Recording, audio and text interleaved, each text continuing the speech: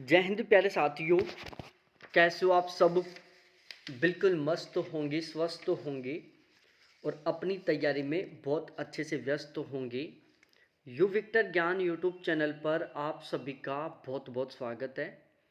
आज का ये सेशन आप सभी कैंडिडेटों के लिए बहुत ज़्यादा महत्वपूर्ण होने वाला है।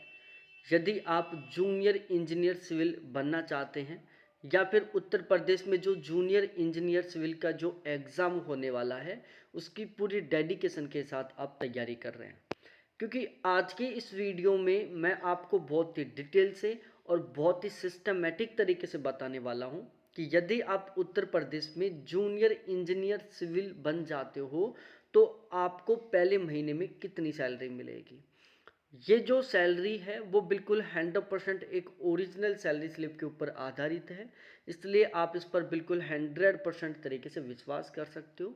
हमने इस सैलरी स्लिप में जितने भी अलाउंस इंक्लूड किए हैं ये भी बिल्कुल ओरिजिनल एक सैलरी स्लिप के ऊपर आधारित है। और ये जो सैलरी स्लिप है ये बिल्कुल फ़िलहाल 2023 के अकॉर्डिंग है। अभी थोड़े दिन पहले जो डीए थी उसकी रेट 50% थी, लेकिन अब भी बढ़ाकर इसको 53% कर दिया गया है। तो इस सैलरी में भी हम 53% डीए को शामिल करने वाले हैं। तो ओवरऑल ये वीडियो आपको बहुत ज़्यादा मोटिवेट करेगा। बहुत गजब की सैलरी मिलती है।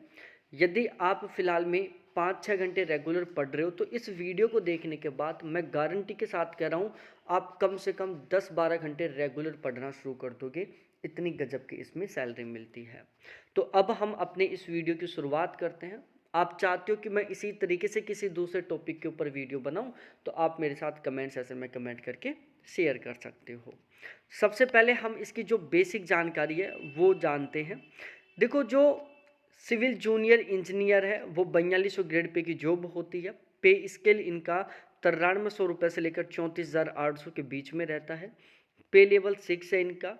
पे बैंड सेकंड है और इनका जो बेसिक पे वो 35,400 रुपये से लेकर कितना होता है 1,12,400 रुपये तक होता है। ये बिल्कुल बेसिक जानकारी है इसके बारे में जो आपको बिल्कुल अच्छे तरीके से पता होना ही चाहिए। अब हम बात करते हैं कि इनको जो सैलरी मिलती है इसमें कौन कौन से इनको अलाउंस मिलते हैं और इनकी ओवरऑल सैलरी किस तरीके से तैयार होती है। जैसे आप जूनियर इंजीनियर सिविल बनोगे तो आपका जो पहले महीने का बेसिक पे है वो रहने वाला है 35,400 रुपये। ठीक है। उसके बाद हम बात करते हैं डीए के बारे में। देखो, डीए अब फिलहाल में गवर्नमेंट ने बढ़ाकर 53% कर दिया है। यदि मैं 35,400 रुपये का 53% कैलकुलेट करता हूँ तो ये निकल कर आता है 18,762 रुपये, जो आपको डीए मिलेगा, जिसको हम डीएनएस अलाउंस कहते हैं, महंगाई भत्ता कहते हैं। अब इसके अलावा यदि हम बात करें एचआरए के बारे में, देखो एचआरए का मतलब होता है हाउस रेंट अलाउंस। ठीक है। अब देखो, हाउस रेंट अलाउंस के लिए यूपी ने क्या कर रखा है, यूपी गवर्नमेंट ने पूरे यूपी को टोटल 3 कैटेगरी में डिवाइड कर रखा है और उसकी एक अलग से उन्होंने टेबल बना रखी है पे लेवल के अकॉर्डिंग। यहाँ पर जो जूनियर इंजीनियर सिविल की जो पोस्ट है वो लेवल 6 में आती है। और लेवल 6 में यदि आप यूपी की जो टॉप सिटी हैं जैसे लखनऊ हुआ, जो बड़े ज़िले हैं यूपी के, उनमें यदि आप ड्यूटी करते हो तो आपको एचआरए मिलेगा 4,040 रुपये। यदि आप सेकंड कैटेगरी के शहरों में ड्यूटी करते हो तो आपको इसकी तुलना में थोड़ा कम एचआरए मिलेगा। और यदि आपकी पोस्टिंग यूपी के बिल्कुल गांव में रहती है तो आपका जो एचआरए है वो सबसे कम रहने वाला है। ठीक है। तो एचआरए है वो डिपेंड करेगा कि आपकी पोस्टिंग कौन से ज़िले में है। बाकी ध्यान रखना, ऐसा नहीं कि बहुत ज़्यादा अंतर आएगा एचआरए को लेकर, थोड़ा बहुत अंतर आएगा, 500-700 रुपये का अंतर आएगा, जो डिपेंड करेगा आपकी पोस्टिंग कहाँ पर है। उसके बाद हम डीए ऑन टीए की बात करें।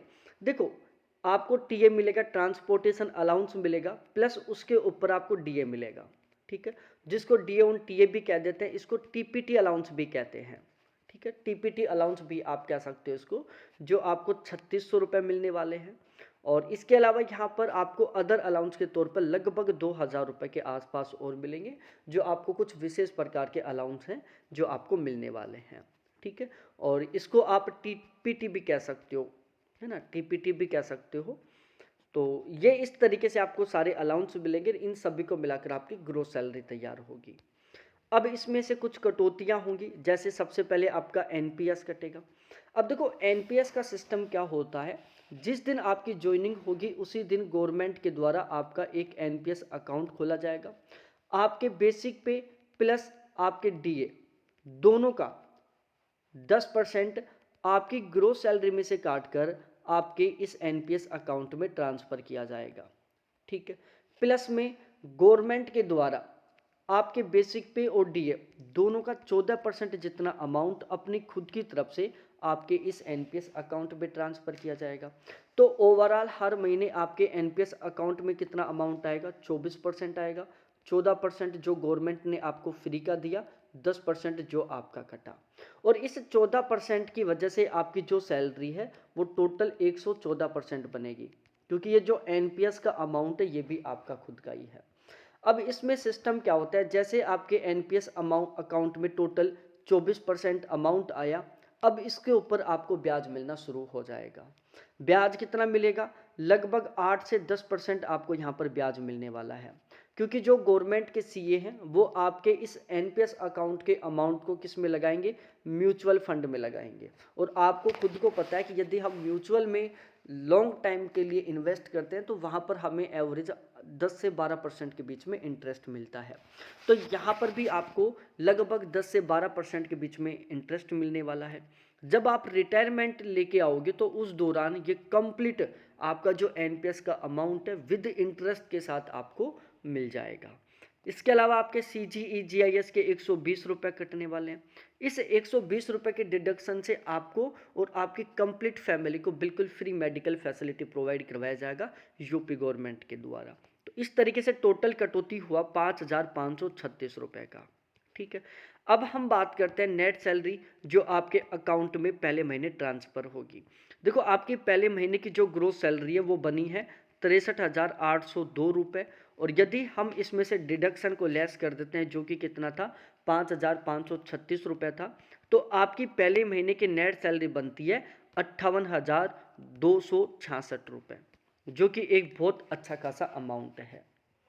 ठीक है, अब यदि हम बात करें सैलरी के इंक्रीजमेंट के बारे में, देखो आपकी जो सैलरी है उसमें जो इंक्रीजमेंट वो दो तरीके से होगा। एक तो आपका जो बेसिक पे है वो हर साल 3% बढ़ेगा। ठीक है, दूसरा डीए, देखो डीए साल में 2 बार बढ़ेगा, एक बार जनवरी में बढ़ेगा, एक बार जून और जुलाई में बढ़ेगा। अब ये कितना बढ़ेगा ये डिपेंड करता है गवर्नमेंट के ऊपर, लेकिन यदि हम एवरेज लगाकर चलते हैं तो साल में ये मान के चलो 5% से 8% के बीच में आपका डीए बढ़ेगा।